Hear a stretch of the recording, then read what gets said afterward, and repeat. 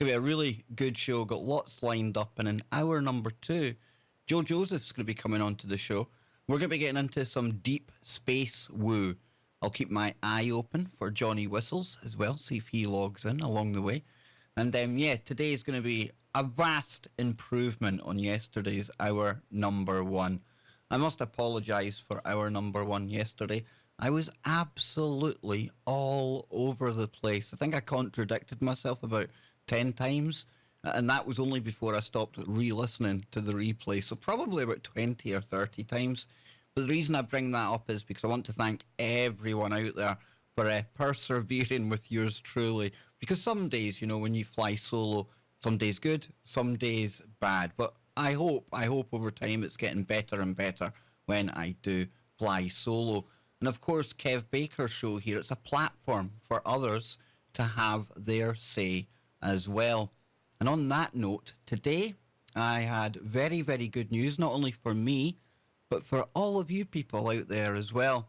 Because in my inbox was a little email that I've been waiting for from Jamie Ike. Yes, all confirmed for a week today, folks.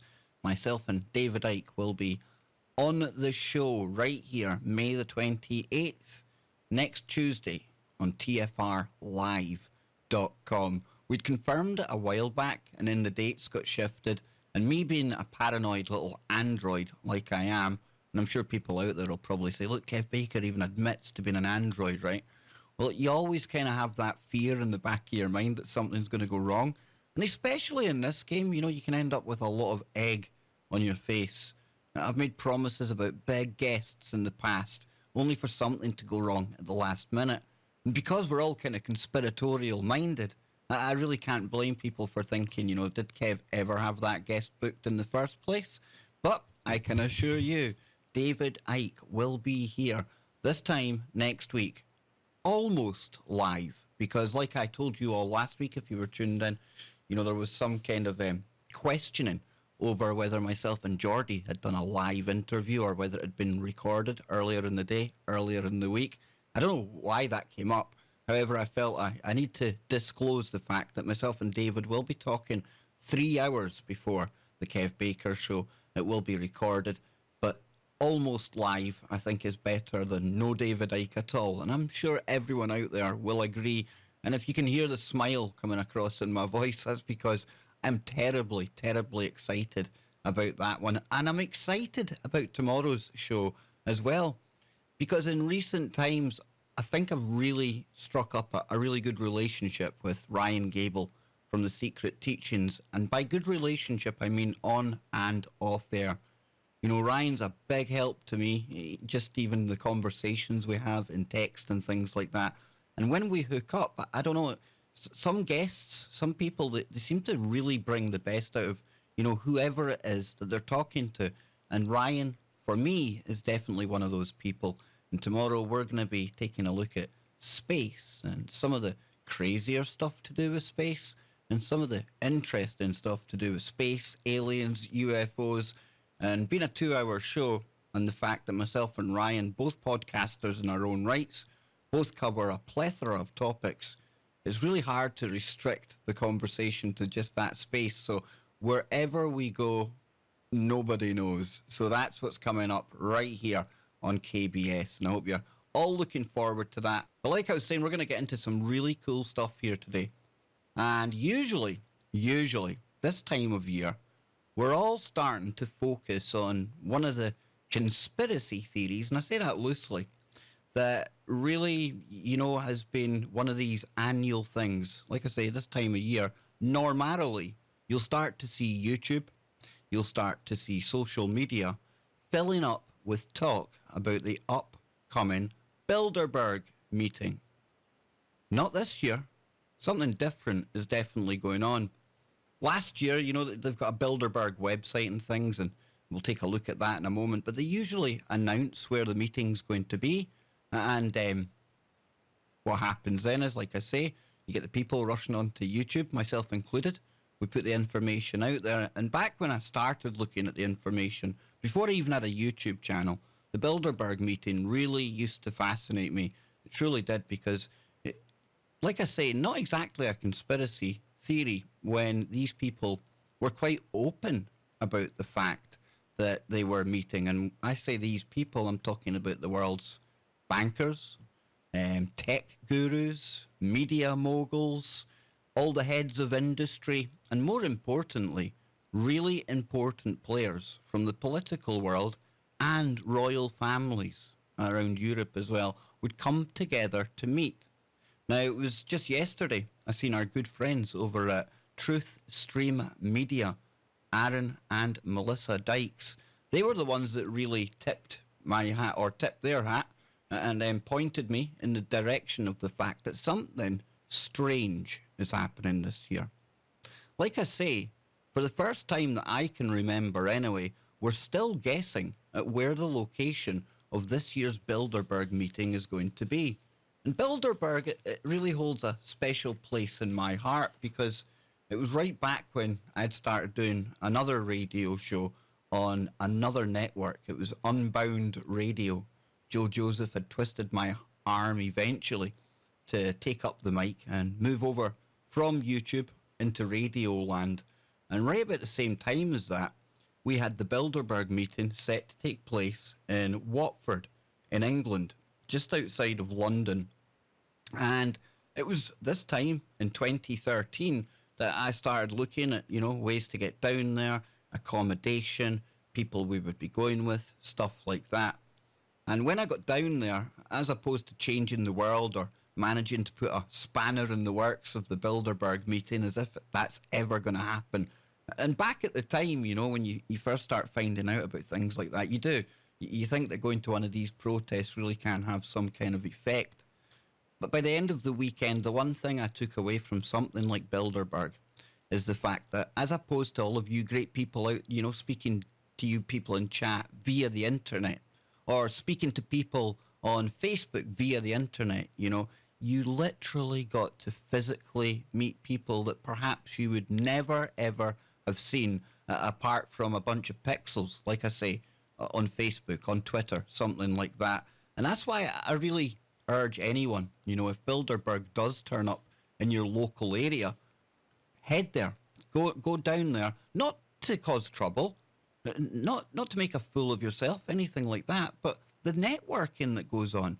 We had David Icke, Alex Jones, Luke Rudowski, a whole heap of other people that were at the Bilderberg in 2013 that were doing public speaking, and it was more like a carnival atmosphere where you got maybe about an hour or 2 hours where you could hurl abuse at all of these billionaires and heads of kind of industry, all the media people, all the tech people going in their blacked out cars. Trust me, about 90% of the cars that went in there, I was just shouting at them for the sake of shouting at them because you couldn't even see in the windows. I mean, perhaps it was all a big game. Maybe they were coming in by some side entrance. Maybe they were already in there. And perhaps these chauffeur-driven cars had absolutely nobody in them. I don't know. But like I say, there's something definitely weird and something different when they're not telling you where it's going to be. Now, Jim Tucker unfortunately passed away a couple of years ago, but he was instrumental in people really, finding out about what goes on at the Bilderberg meetings. Over the years, he formed really good relationships with some of the people, some of the insiders, some people in the know. He would go every single year and he would spend maybe weeks beforehand trying to get contacts, working in the various hotels where they would have this meeting. And thanks to him, we really did find out a lot about what was going on or what was going to be talked about. Because you've got to appreciate, back when Jim Tucker was doing this, for a start, when he started doing it, there was no such thing as the internet. And it was only in recent times that really Bilderberg started to have a press office, have the website, and they would tell us what talking points and things like that they would be discussing. Now, like I say, unfortunately, Jim Tucker has passed away. And one kind of writer, one journalist, one person who does keep on top of all of this stuff is Daniel Estulin. Now, I decided today to go and take a look at Daniel's Twitter feed to see what he's been saying about this year's Bilderberg, and I was shocked. I was quite surprised because he had actually tweeted this out just today. And somebody had tweeted him to say, "Why is the Bilderberg 2019 location still a secret, Daniel?" He says, "Because the only people in the world who had access to the inside info were Jim Tucker and yours truly. Jim is dead, and I stopped following them a while back. They are no longer important." Now, as much as I love the work of Daniel Estulin, I think it's a stretch to say that only him and Jim Tucker were the only people that were really covering it. And I think it's unfair to say that they were the only people that really had inside contacts. Now, at the same time, Daniel Estulin, he's wrote a book about the Bilderbergs, and yeah, he certainly did have really good kind of information that maybe at the time, in the build up to these meetings, that other people weren't getting a hold of. But this was before the talking points and things started to become public. But to see Daniel saying that they're no longer important, I think that's quite off the mark. And of course, as I always say, I provide and I let all of you decide. But when you do have, members of royal families, all of these billionaire movers and shakers, politicians, people like high up in Google, Facebook, all of the tech companies, when they get together and they're discussing things like internet ID, discussing things like Iran a couple of years ago, you can really see how, despite the more public face put on the Bilderberg meeting, still some really, really important stuff happens. The talking points in the Bilderberg meeting you usually see after maybe a year, 2 years, sometimes even longer. Those talking points that they had at the various meetings, they really start coming to the fore. They really start to become big stories in the world. So I think it's unfair to say that really they're no longer important. So why? Why this year? Why the difference then? And we go to the website for anyone who has never heard of the Bilderberg meeting before. And I know for really, regular listeners to the show and people who have been looking at this thing for a few years, this might be almost, old news. But I'm quite proud of the fact that, be it here on TFR or if we upload this onto YouTube, a lot of new people coming to this little corner of the internet, opening their minds, trying to find out as much new information about how the world works. I think it's important that we just give the background from their own website, the official Bilderberg website. And it says about the Bilderberg meetings. Since its inaugural meeting in 1954, Bilderberg has been an annual forum for informal discussions designed to foster dialogue between Europe and North America.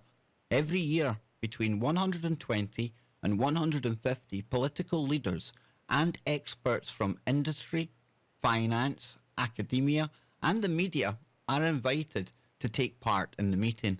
About 2/3 of the participants come from Europe and the rest are from North America, 1/3 from politics and government, and the rest from other fields. The meeting is a forum for informal discussions about megatrends and major issues facing the world. The meetings are held under the Chatham House rule, which state that participants are free to use the information received, but neither the identity nor the affiliation of the speaker nor any other participant may be revealed. Thanks to the private nature of the meetings, the participants are not bound by conventions of their office or by pre-agreed positions. As such, they can take time to listen, reflect, and gather insights. There is no detailed agenda, no resolutions are proposed, and no votes are taken, and no policy statements are issued. So that's what they say on their own website. And then you go to the meetings themselves, and just to bring this up here, just to prove what I'm saying and what Aaron and Melissa were telling me, we come to, it says here, last year it was in Turin, Italy. And if we go to the latest meetings tab, we've got the meeting in 2016, when they started to become a lot more public, the meeting in 2017, the meeting in 2018, but nothing for 2019. So have they disbanded the Bilderberg Group? I wouldn't think so. Could it be the growing discontent over here in Europe with things like Brexit in this country? We see the yellow vest protests over there in France. And perhaps, and again, I'm just throwing these things out here, just thinking aloud, stuff that really popped into my mind when I was watching the video, and then when I had to think about it myself. Are they worried, concerned about major protests because of the kind of political divides that we're seeing and the tensions?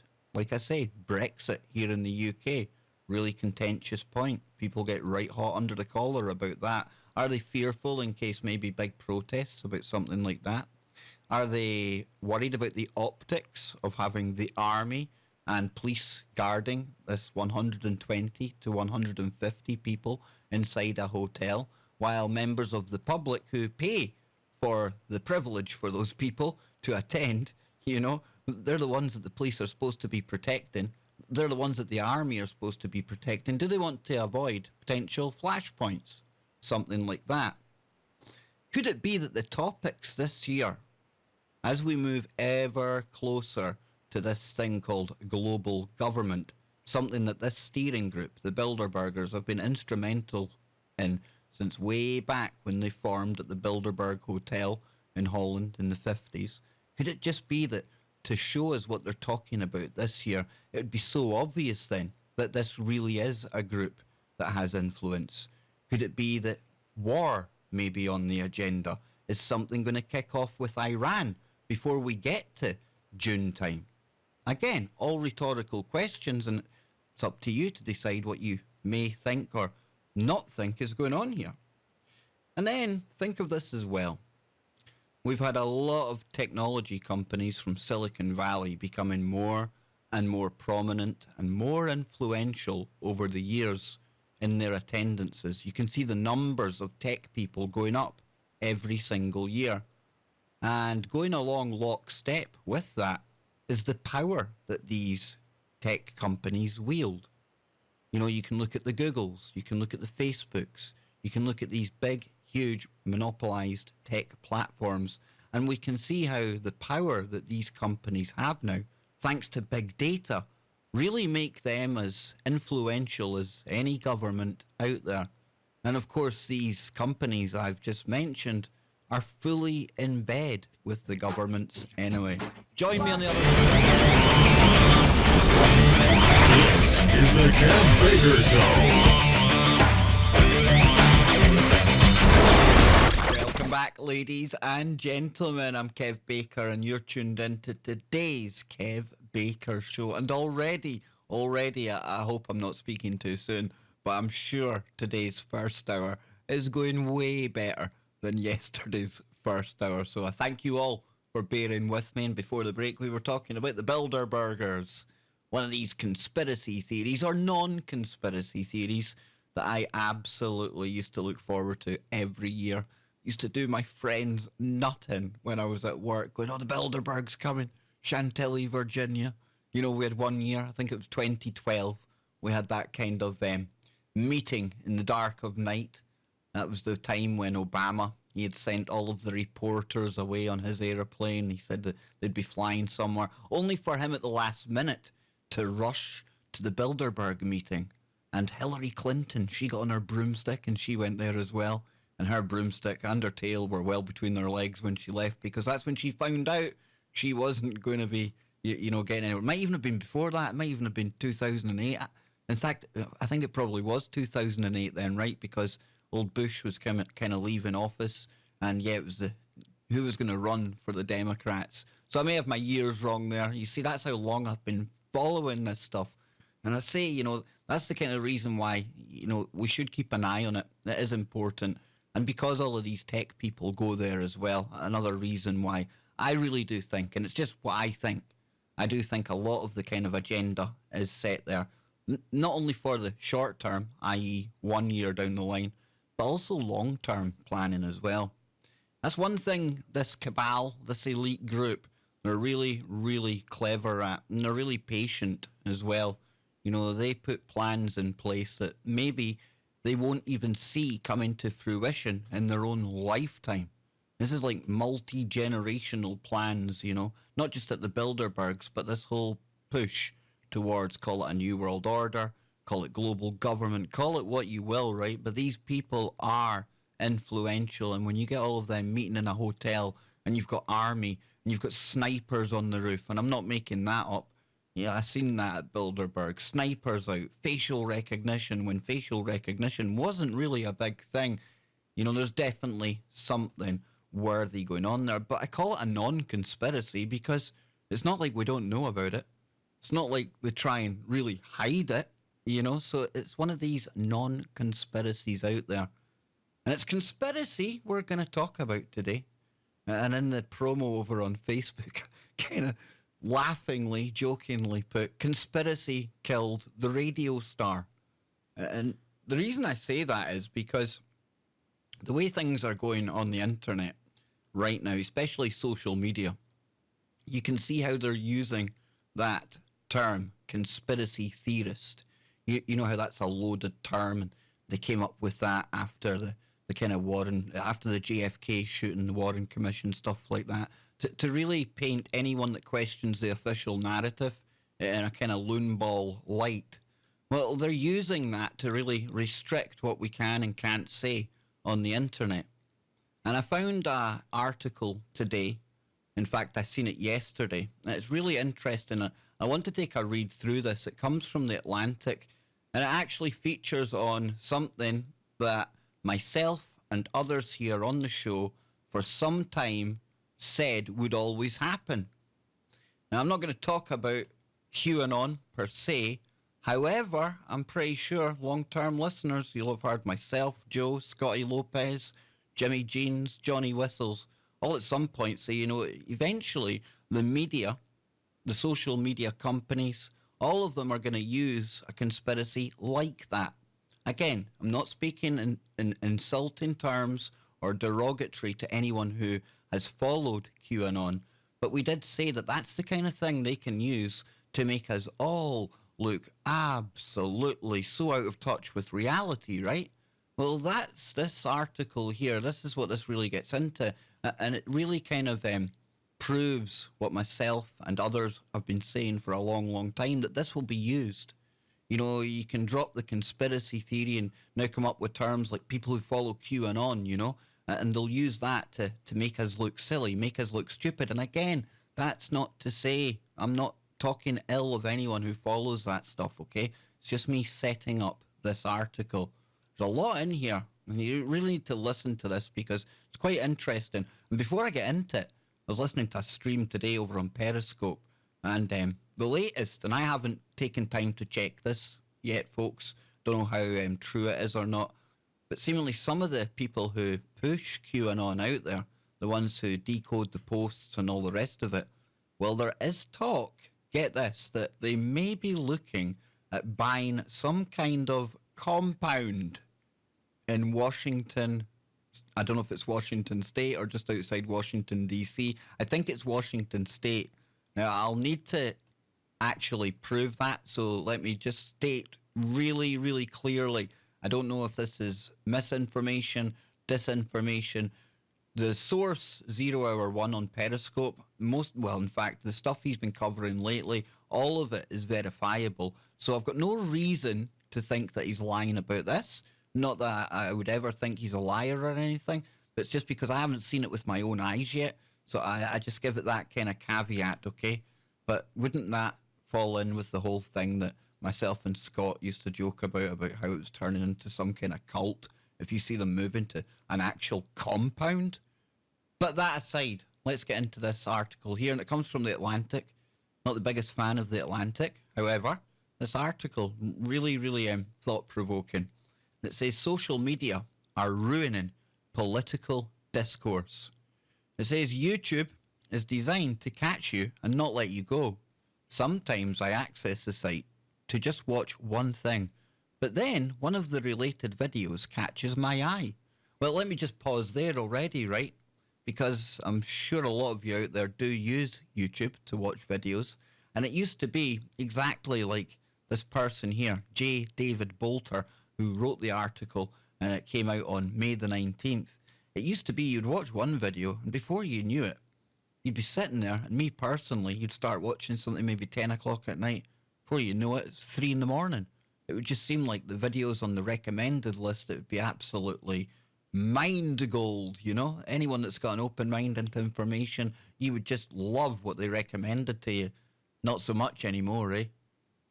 You watch videos and you look at the recommended list beside it, and most of the stuff, if it doesn't come from the mainstream, which most of it does, then a lot of it's absolutely nothing to do with the topic that you're looking at. So we can see how they're already skewing that, and they've been quite open about the fact that they're playing with the algorithm for the recommended videos list on the side of your actual video you're watching. So there's no conspiracy there. We know they've been playing about with that. But I digress. It says, I watched that one, then another, and soon a 5-minute visit has stretched far longer. If it's half an hour of movie trailers, then I'm just indulging in a guilty pleasure. But what if I followed a link to something called Q, the plan to save the world, and wound up staying for one outlandish conspiracy video after another? Now, Freeman just messaged me in the chat room, and he says that Bilderberg is in Sierra City, California. Actually, Aaron and Melissa cover that in the video, and it comes from a website that is actually very, very derogative towards anyone who follows conspiracies. They kind of make fun of the conspiracies out there. And I urge you all, go and check out the video called Why is Bilderberg 2019 Location Still a Secret? So whether that is the location or not, I'm still very, very dubious, because it hasn't even been announced on their own website yet. And when somebody contacted Bilderberg, and I don't see, I could have played Aaron and Melissa's video. However, I think you'd probably be more benefit out of going over and looking at that video. It's called Why is the Bilderberg 2019 Location Still a Secret? And Freeman, please, you know the way I roll, dude. I'm not like criticizing you, but they actually brought that up in their video, and they found it quite strange that in amongst all of these kind of satirically written stories making fun of anti-vaxxers, making fun of people, that maybe into chemtrails and that, there's these kind of quite seriously written articles about how this Bilderberg meeting is going to be in Sierra, California. And Aaron points out the fact that at one point, I'm not sure if it's in that article or another article, they say that this is the location where Hitler is buried. Well, I'm not sure if that's the case. However, we can keep our mind open on that, okay? So we'll get back to this article right now. And thanks for that, Freeman, because I did mean to bring that up when I was actually talking about where this year's would be. So what it says here is outlandish conspiracy video after another. I got there. YouTube's associative linking is designed to keep me clicking and watching. It's turned into a mechanism for political indoctrination, suggesting through sheer repetition that an international cabal is threatening to take over the world. These false conspiracy theories can delude the public, but social media's negative impact on the political process isn't just a matter of their content, which includes, for example, intentional misinformation and hate speech directed towards ethnic and religious groups. The problem is also built into the structure of these digital applications. Now, propaganda is nothing new. It has appeared in pamphlets, books, and newspapers practically since the invention of the printing press. But social media seems particularly susceptible to spreading disinformation. That's because social media engage viewers in a way that designers call, quote, flow, a psychological idea adopted as a digital design strategy for video games. Flow focuses on keeping the user moving from one element to the next, repetitively, in search of gratification from the act of consuming media rather than engaging with its content. When programs such as Facebook, Twitter, and YouTube are used for political messaging, they bring flow along into the political process, even if the messages that they carry are truthful and non-conspiratorial. That makes these media a threat to coherent political discourse from the age of print. Back in the 1970s, the Hungarian-American psychologist, I'm going to butcher this name, we all know I'm going to butcher this name, Mihaly Csikszentmihalyi, See, I told you I'd butcher that name. Let's just call him the American or the Hungarian American psychologist, right? Mihail, we'll just call him that. Adopted the word flow to describe the state of engagement that arises when people are completely focused on an activity such as tennis or rock climbing. Around the same time, the sociologist Raymond Williams, you see, that's a far better name. I can read that. Also used the term to describe the way American television rhythm of programs and advertising is calculated to keep viewers watching hour after hour. More recently, flow has become a term of art in video game design. Unlike television, games require interactivity, and designers try to keep the player in the flow channel, where the play is neither too difficult and frustrating nor too easy and boring. Social media combines the flow of television and the flow of video games to keep the user scrolling through post after post. The motivation here is obvious. Facebook, Twitter, and Instagram only earn money if you stick around to view more ads. Now, that, as we all know, folks, is absolute bunkum, especially when it comes to Facebook, because we know that the big data that they store on all of us, from the posts we read to the things we like, to the things we dislike, to the reaction we have to posts, to the things that we scroll past and don't even look at, we know all of that big data is used, it's bundled up, and it's sold. And their big money comes from that. Sure, they make a lot of money in advertising, absolutely. In fact, they even try and rip off their users. You know, if you've got a group on there, you can pay money to boost your post so that it actually gets to all of the people who liked your particular group or page. Well, if the people are liking your group or page, surely they should be seeing your posts anyway, right? So that's a dead giveaway that it's all skewed. The algorithm's skewed. We know that on here. But it says here, all flow media engage people through repetition and association. Ideally, for the business that run them, the engagement would be endless. Social media sometimes feels addictive. But as entertainment, flow doesn't seem like it would threaten the fabric of society. The problem arises because social media have also become a major platform for political information and discussion. According to the Pew Research Center, 68% of Americans received at least some of their news from social media in 2018. Both mainstream politicians and extremist groups use Facebook and Twitter to spread information. Now, applied to politics, flow buries discussion about civic action under endless streams of text, images, and videos. Let's consider one of the clearest manifestations of the politics of flow: online conspiracy thinking, such as the kind spread by the movement QAnon. It flourishes not only on Facebook and Twitter, but also in the videos and channels of YouTube, and now on Instagram as well. It works like this. An anonymous figure known as Q emits a stream of data dumps on the image board 8chan. These oracular pronouncements are then analysed and spread by the QAnon group to a larger audience of readers and viewers. The dumps cluster around a core idea: that Donald Trump and some loyal followers in the military and government are engaged in a clandestine, existential struggle against an international cabal of evildoers. Q claimed to have discovered, for example, that Hillary Clinton and other prominent Democrats were running an international child sex trafficking ring out of a pizza parlor in Washington. Pizzagate was only the first of a series of improbable improbable claims that Q manufactured. Now, I need to stop there because that is disinformation. Because if we remember, the whole Pizzagate topic, whatever your feelings may be about that, and personally I think there was a whole heap of red herrings in there designed to lead people down a blind alley to take away from a real problem that does exist when it comes to child trafficking and things like that. But it wasn't Q that talked about that.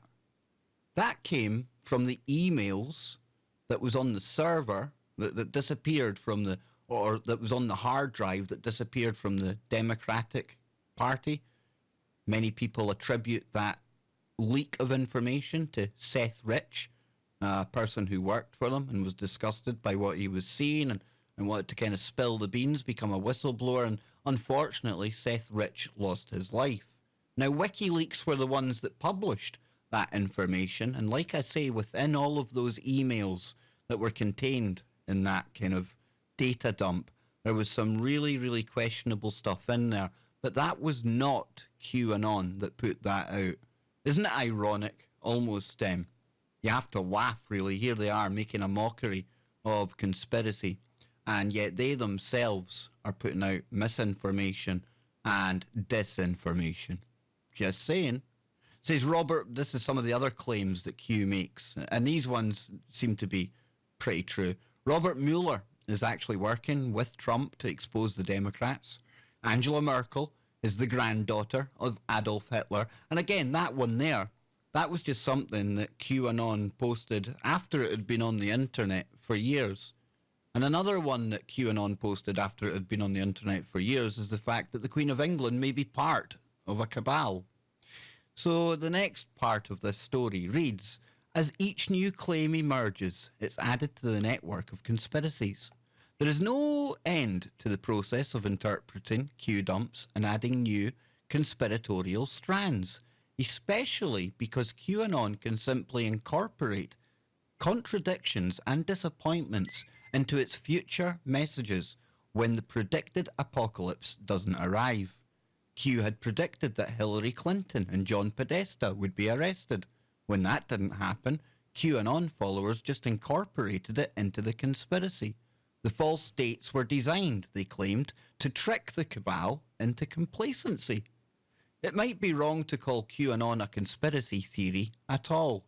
In a recent study, the political scientists Russell Muirhead and Nancy Rosenblum distinguished between conspiracy theories and this new brand of conspiratism. Conspiracism. Traditionally, conspiracy theories are relatively coherent narratives that seek to explain some disturbing aspect of the political or social world.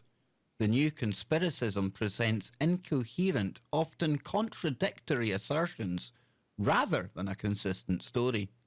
Conspiracism flourishes on social media. In part, that's because it's so easy for people to tweet or upload. But the flow-oriented structure of social media also fosters conspiracism. You can't tell a coherent story in a 280-character tweet, but you can provide a tantalizing assertion or allude to shared story fragments, especially if you use code words and acronyms, such as QAnon's where we go one, we go all, or iconic images, such as the alt-right's Pepe the Frog. Taking part in QAnon conspiracism means learning how to read these codes and fragments and perhaps eventually contributing to this flow with your own posts or videos. Online conspiracism offers an extreme example of the politics of flow, but an obsession with streams of information instead of their content is also affecting the political mainstream. Donald Trump has become a consummate flow politician, and Twitter is his medium. During these first 2 years of his presidency, according to Trump's Twitter archive, he has tweeted more than 600 times about Russia and collusion, more than 400 times lamenting fake news, and more than 200 times each about Clinton and Obama. Often the tweets carry a simple, emotional conclusion, such as, quote, no collusion, or, quote, just more fake news. Taken together, the tweets embody a theme of personal grievance and betrayal. They do not form a coherent or even consistent narrative. In the weeks after the release of the Mueller report, Trump declared the report both a total vindication and a hit job in the same tweet. His supporters don't seem to notice the contradiction, and his detractors might not notice either. The flow generates too much material for anyone to keep up with, even professional political analysts and reporters. Let's get a quick drink of juice here, folks, before we continue. Mouth's getting a little dry. Ah, lovely. So then, it says here, a presence on Twitter has become almost a job requirement for columnists and pundits. YouTube can also be a valuable education resource with videos of political roundtables, academic conferences, lectures, and interviews. But the flow-oriented design of these media inhibits extended debate. When the liberal economist Paul Krugman tweeted a critique of the inconsistency of Republican policies on interest rates, for example, most of the more than 100 replies were simply derisive comments about Republican hypocrisy. Posts created to derive pleasure from online riposte rather than advocacy for a particular position. By contrast, blog posts and articles in online newspapers and magazines are not flow media. They are digital extensions of the kind of political writing that characterized printed newspapers and journals in both the 19th and 20th centuries. There might be an opportunity for the readers to comment at the end of the article, but their responses do not contribute to flow and engagement in the same way. Even formal news and commentary often decay into flow fodder, such as when people post gut-feeling responses to social media about articles that they haven't even read, based on the headline alone. And that is a real problem that we see all the time, folks. The politics of flow now poses a serious challenge to the earlier tradition of political debate. Some pundits have interpreted Trump's populism as a realignment of the traditional political narratives of the left and right. In both his presidential campaign and his presidency, Trump showed how easy it was to break both narratives into incendiary fragments that could be reshuffled into a variety of combinations. From the left, he took opposition to international trade agreements and economic globalism, and from the right, hostility to social programs and federal bureaucracy, such as drain the swamp. On healthcare, he managed to borrow from both left and right simultaneously, implying that he could repeal Obamacare, as conservatives fervently desired, and yet somehow replaced it with something better and universal that liberals had hoped for. He promised tax cuts and large infrastructure programs both at the same time. This was not a coherent agenda, but it works as a tweetable series of promises. Yet it was compelling to much of the American electorate, who no longer seemed to care about the coherence of political rhetoric. What mattered was these promises all felt gratifying in the moment, addressing the feeling of grievance and betrayal that some citizens shared when shared with Trump himself. That's also why it doesn't matter if the promises were kept or if they were contradicted with one another. Trump's opponents have had a hard time adjusting. We'll be back on the other side. This is the Kev Baker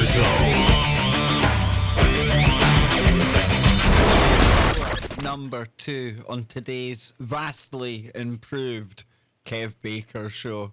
I want to thank everyone for tuning in today. Really, really good stuff. Chat room is buzzing as per usual. Conversations flowing. And before the break, we were getting into this very, very in-depth and very thought-provoking and at times very disinformative, misinformative article coming from The Atlantic.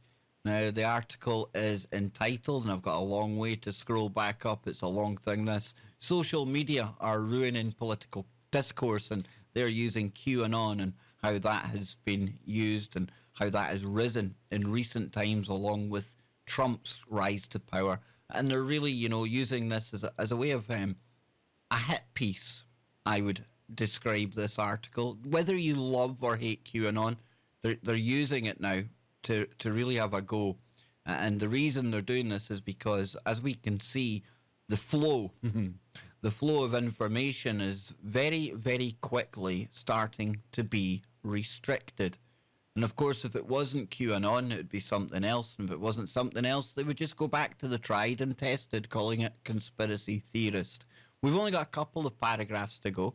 You'll be absolutely delighted to hear me say. And then Joe Joseph, he'll be coming along as well. I'll take a quick scroll down. I'll see if Johnny Whistles is kicking about. He's not, unfortunately. Big shout out to Johnny Whistles. I hope everything's okay there. But we'll get back into this article, okay? And it says Trump's opponents have had a hard time adjusting to this new order.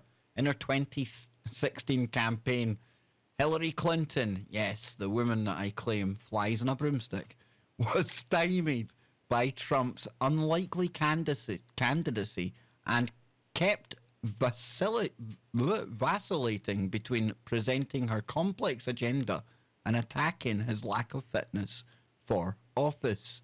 Trump has doubled down on flow politics since the election, tweeting thousands of times since his inauguration in 2017.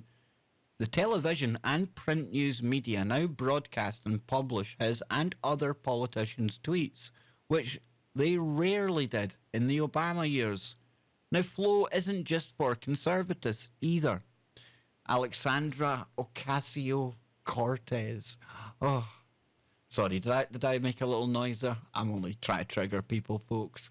Her rise demonstrates that the politics of flow has a home on the left too. AOC's progressive agenda may be more coherent than Trump's, but she is just as effective on Twitter. Like Trump, she understands how to use the platform to mobilize her 4 million followers in the moment. Last November, for example, she responded to a Fox News report on radical new democratic ideas by tweeting, quote, "Oh no, they discovered our vast conspiracy to take care of children and save the planet." Trump has many times more followers than AOC's tweets. Has many more times followers, but AOC's tweets generate far more engagement, retweets, and likes per follower. When she arrived in Congress last year, AOC even gave a tutorial to fellow Democrats on the use of Twitter to connect with constituents. And I also suspect that AOC and other political accounts are vastly swelled and boosted by the use of botnets. That's just my speculation, however, okay? Nothing to prove that. Says here she's even more effective on Instagram. Oh, I bet she is. Where her casual, personable approach to explaining policy in the context of her daily life wins huge engagement. Her fans see Instagram as an effective way to brand policy, such as the Green New Deal. But some worry that AOC's Instagram success risks placing political discussion, including the need to respond to challenges from the press, with social media broadcasting. AOC has a more coherent political agenda than Trump. Well, that's obviously depends on what side of the aisle you're from or whether you still buy into the whole left-right paradigm in the first place. And it's tempting to say that she is using social media platforms in the service of a more traditional political program. As media-savvy young people, she sits between the two worlds. But even when used towards those ends, flow media still encourage a superficial, effective approach to politics that undermines traditional discourse. The politics of flow likely will continue to redefine political discourse in our country. Flow makes video games and social media sites more engaging, but the phenomenon might already have refashioned political discourse and permanently changed the institutions that depend on reasoned debate. And yet, Flow's engagement is so gratifying for so many, it's difficult to let it go.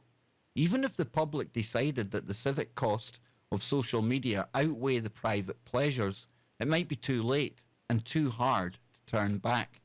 If it triumphs, the best we can hope for is a new breed of media-savvy AOCs with good ideas and a sensitivity to the cost of expressing them in social media form. So that's the article from The Atlantic. I'll scroll back up. I'll get the title for people again. I'll drop it in the chat room so that you yourself can read it for yourself if you want to. I went through the whole thing there. Again, not the best reader in the world when I do it publicly, but I think we get the idea, right? And, you know, they are going to use QAnon in particular, especially when it comes to the world of politics. I think in the near future, as we build up to the 2020 US election, I really think we're going to see some kind of clampdown on, throwing up the air quotes here, conspiracy theories on social media. And that's why I kind of loosely and for a bit of comedy kind of called tonight's show on Facebook, you know, raid or conspiracy killed the radio star. Now, talking of conspiracies killing radio stars, let me just drag in one other radio star right here. Joe Joseph, he's going to be coming onto the show in just a moment, if his computer allows him to. I think it's some technical... Yeah, we'll leave that. You probably hear a bit of like almost as if it's feedback coming through, folks. That is nothing to do with Joe at his end. He hasn't got his volume turned up too far. It's Skype. It's the worst program in the world. Garbage. It is, dude. It is. And talking of garbage, I was talking about QAnon for the full last segment, dude. Did you hear any of that segment at all, Joe? No, man. Cinderfella's work is never done. Absolutely. And really, the reason I went into that was because back when QAnon really started to first emerge, and myself and Scotty Lopez and Jimmy Jeans and Johnny Whistles and even yourself, you know, we used to mock it, we used to laugh about it because we really didn't know what it was, where it was coming from. We didn't buy into it. But I think we all agreed that at some point, much like the term conspiracy theory, to the whole QAnon thing would be used to demonize anyone that's thinking for themselves, and will inevitably at some point, Joe, be used to almost stop the flow of information. Stop us. No different than flat Earth. Same thing. Yeah, if it hadn't been QAnon, it would have been flat Earth. If it hadn't been flat Earth, it would have been the blue chicken cult. If it hadn't been that, they'd have just gone back to the tried and tested conspiracy theorist.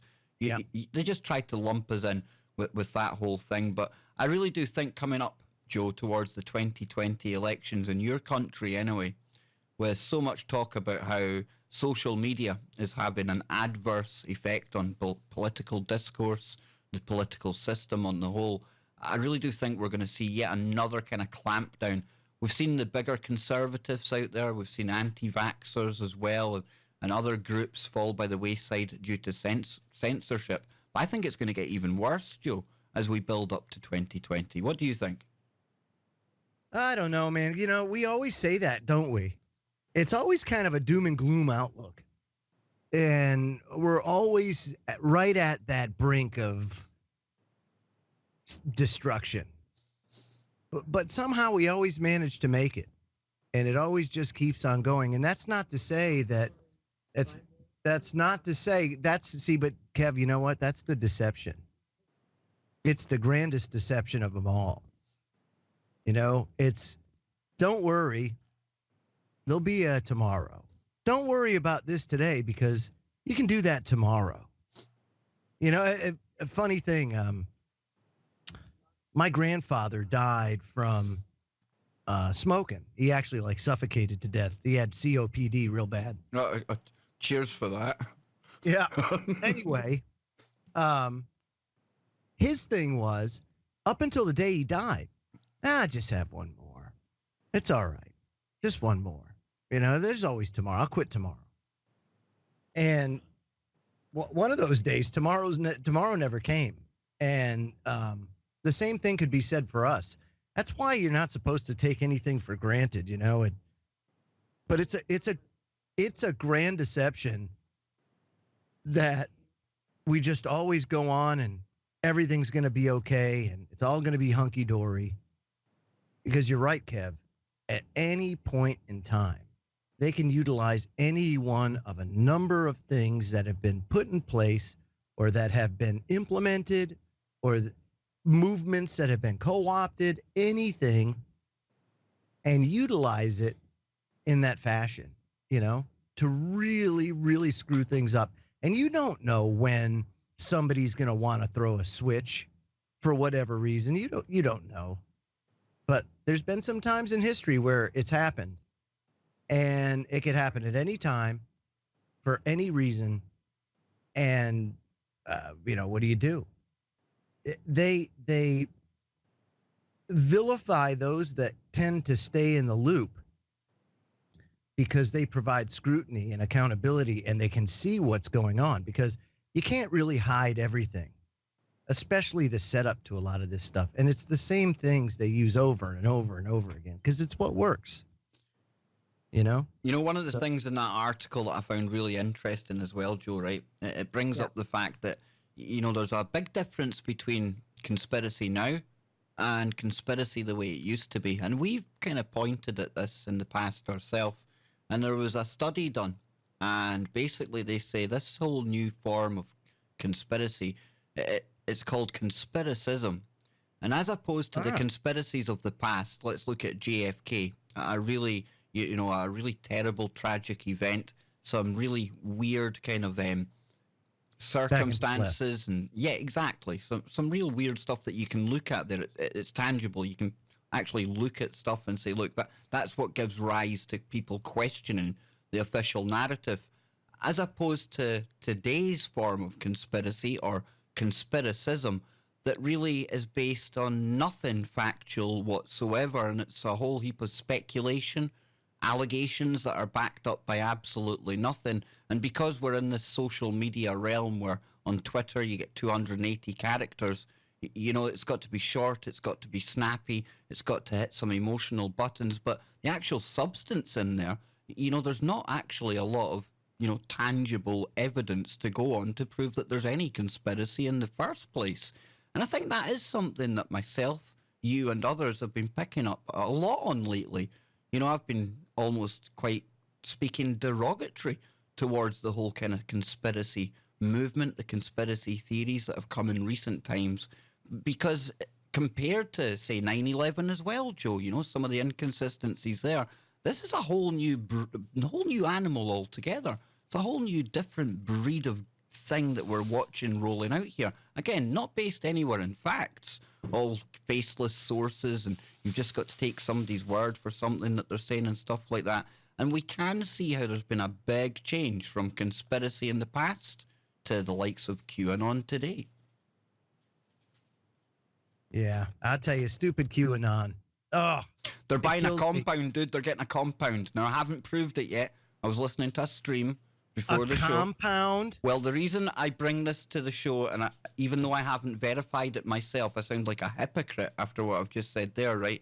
Is because over the weekend, 0 Hour 1, he's one of the people on Periscope, and the stuff he's been bringing out about some of the characters, some of the players behind QAnon, you can go, you can check it out. There's other people working on this as well.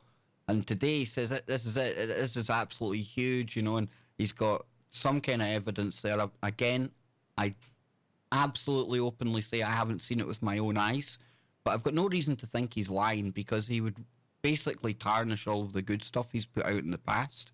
And they're buying a compound, or they're going to be sharing a compound with some literal cult. And I believe it's in Washington State, Joe.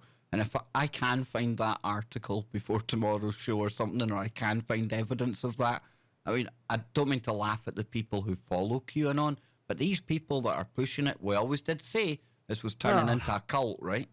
It's Jim Jones, dude. Yep. It's Jim Jones, but hey, whatever. Drink I the thought Q8. the whole QAnon thing was that Q was anon and stuff. So how does QAnon now have a compound? And how is it that, I mean, I don't get it. I never got the QAnon Either thing. did I, dude. Remember I used to think it was like some kind of AI bot that was just like on the loose, on the rogue, and we would make fun of it and stuff like that. It'd be like Anonymous getting a compound. It'd be like anyone getting a compound. It doesn't make sense. I don't get it. I've never heard of a story where, a large group of people move into a compound ending well. It doesn't usually end well, Joe. Not Never. at all. No. Never. Yes, let's just... Hey, everybody, we have a welcome over here. That's where the Kool-Aid is. Yes, let's have a toast. Joe, get it right. It's the Q-Aid. The Q8. Q8, yes. But anyway, that aside, because, obviously talking about that subject can trigger people because they're so emotionally and in some cases financially invested in that. Let's move on because I did find, some kind of stuff today that I would say goes back to the old school conspiracies, Joe. The stuff that we used to listen to, or I used to listen to when I was first in this arena. You'd hear Jonesy and people talking about it. But I came across something from DARPA, and this has to be the dumbest competition that I've ever heard of DARPA running.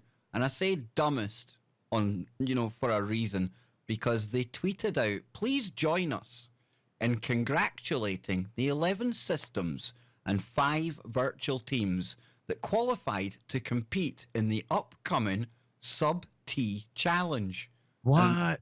And what they're doing is they are building underground tunnels. And not only that, they've got ones that are subdomains.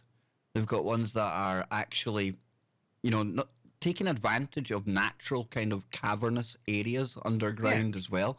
Building the kind of rail tracks, the kind of thing that you see Musk, the kind of thing he's building, stuff like that. And I was thinking to myself, that this here, this is dumb, deep underground military bases in your Which face. we have all over the place already. Exactly. So I don't get it. Exactly. But the thing is, because that used to be like one of the main conspiracies out there, not one of the main ones, but you'd see like videos from Phil Schneider. He kind of blew the whistle on that. Whether everything he said was true or not, I certainly can't verify it. But like you say, there absolutely are deep underground military bases. It's not something that is just kind of plucked out of the air. It's not something that's absolutely, baseless. There's nothing to kind of back it up. And this there's an underground tunnel system to transport nukes from one place to another. There you go.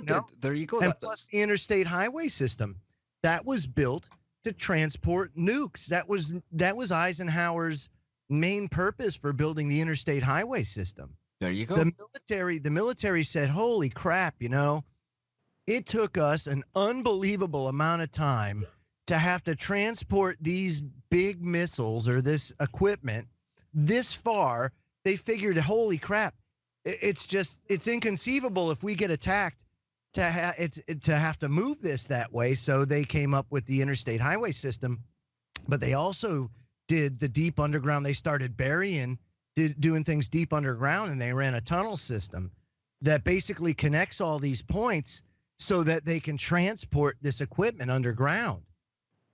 It makes sense. The UK, we've got underground facilities over here as well. And, even on some of the paranormal shows, they take you under to the underground complexes that they used back in World War II times, Joe. And like continuity of government locations, like if the bomb had ever gone off, where they would go to. So we can see absolute evidence. It's a no-brainer that there's deep underground military bases. But I wonder why the big rush and the big push now. And that's where I put my conspiratorial hat on again. And just the first paragraph from this here, and this comes from DARPA's own website, folks. Again, I'm not getting it from some kind of crazy corner of the internet. Okay, then I am. DARPA's a crazy corner of the internet. It says here, though, 11 teams from around the world will attempt to remotely map, identify, and report the greatest number of artifacts along the passages of the Pittsburgh research mine in the subterranean challenge tunnel circuit. The National Institute for Occupational Safety and Health Mining Program manages the formerly operational mine, which will serve as an arena for the systems event in August 2019. The tunnel circuit is the first of 3 circuits in which teams will test their systems and sensors in physical, representative subterranean courses. The urban circuit will take place in February 2020, followed by the cave circuit later that year. And it says the final event incorporating all 3 subdomains will take place in August 2021. But they say it's going to be like virtual events. But at the same time, there's also going to be a physical component going on with this as well. So when I'm looking at... when they built the latest carriers that came out, I think it's the Ford is the latest one to come out, the Gerald Ford. They built all that in virtual reality first. It's amazing, isn't it? They engineered it all, and basically you could walk through this whole ship in virtual reality, and then it has augmented reality on board. So, um, if you don't know damage control or something like that, you put on the glasses or whatever, and you can see where the fire hoses are, what needs to be set, the valves that need to be done. It's all augmented reality. How cool is that? That is Yeah. that is super cool. I mean, from the design of the actual thing itself, Joe, Yeah. done in silico on the computer, they could probably come up with 10,000 different designs. Pick the one they like the best, right? All of them viable, all of them seaworthy, all of them very good. But then you're adding this other augmented reality component as well. And I think that's pretty cool. I think that's actually, it's inevitable that the military are going to start moving down that road, down this way, especially with the money that DARPA pour into all of these startups that do augmented reality, virtual reality, you name it. And how many times do we say that the technology that we see in our world, in Civvy Street, the commercial world, it's often come from the military first anyway. So yeah, that in itself pretty cool. But again, really, really obvious, and that's the way everything's going, right? Yes. Yes, indeedy. Is the brain filling you with information now? Yes, You see, very much so. Very much so. No, that technology, man, makes it unbelievable. I mean, if you think about it, take this contest for, you can actually do that, build these subterranean things in virtual reality. And, for a physical component, I don't know what they're trying to do. Maybe like test certain technology that may be employed in this construction, maybe, but you can actually, run algorithms that will simulate all of that stuff. And that's pretty amazing. Engineering's come a long way, and AI has really brought about kind of a renaissance in engineering.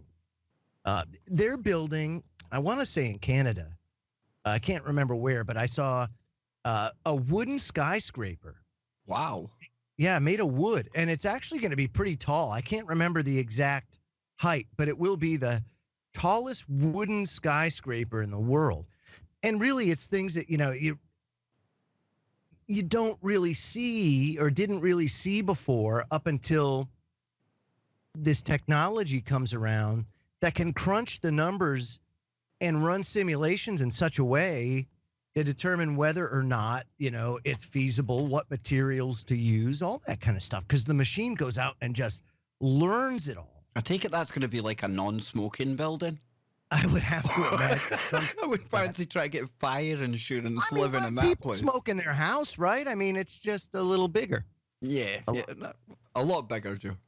It gives Burning Man a whole new meaning. Maybe it's just to incorporate Justin Trudeau's exceedingly large 100-story ego that he's got. Yeah, right. Or his eyebrows. He's got some set eyebrows. But I will not speak bad of the Canadian Prime Minister. Not today, anyway.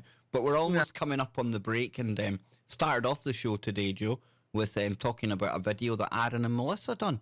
No Bilderberg announcement yet this year. Yep. What's going on? They're like, they've quit. They Maybe. said, crap, Maybe they've we gone. can't win. We can't win, so we're going to go home now. Yeah, that Kev Baker and Joe Joseph, they've scuppered our plans. We need to give up now. Yeah, that's right. Go back to sleep, everybody. It's everything's okay. Trump and Q have everything covered. Trust the plan. Trust the plan. Or unless they're going fully holographic. Maybe they're thinking, well, instead of meeting in a hotel in Chantilly or Watford, let's just do it via technology. We know they've got the means to do it, right? They've got holographic teleconferencing and things now, some of these companies. So, literally, these people don't have to be in the same room anymore to be in the same room. We'll be back on the other side with more conspiratorial nonsense on the Kev Baker Show. Don't go anywhere, folks, and don't trust the plan.